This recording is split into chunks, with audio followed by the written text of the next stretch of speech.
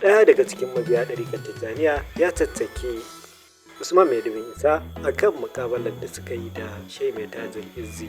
Shehu Mai Salatin Indabawa, ɗaya daga cikin mabiya ɗariƙar Tijjaniya kuma ɗan siyasa a jihar Kano, ya tattaki Mai Dubun-Isa saboda maganganun da ya yi a baya na cewa za su mayar da Shehu Ibrahim kamar kashin tumakai.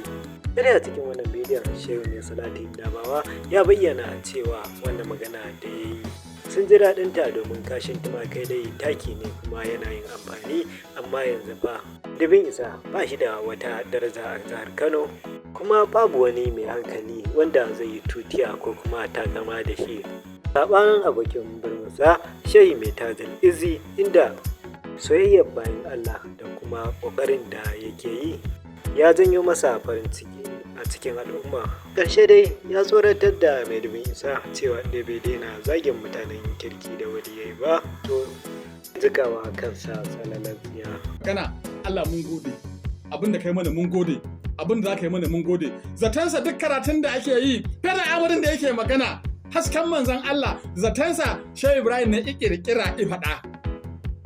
Kash, kash, kash. Billahi allazi la ilaha illahu yayya karshe Ibrahim, za ka sha mamakin mutuwar da za ka yi.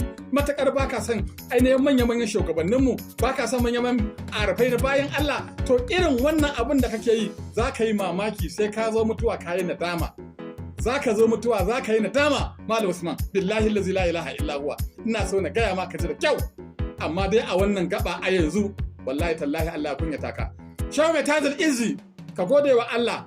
Yau an Allah darajar manzon Allah ta ƙara ma haske, ta ƙara ma kyau, ta ƙara maka san jama'a, yau gashi hula ce aka buga Tajul Izzi an wawashe ta tafi 200,000 saboda masoya zunzurutun tsagwaro.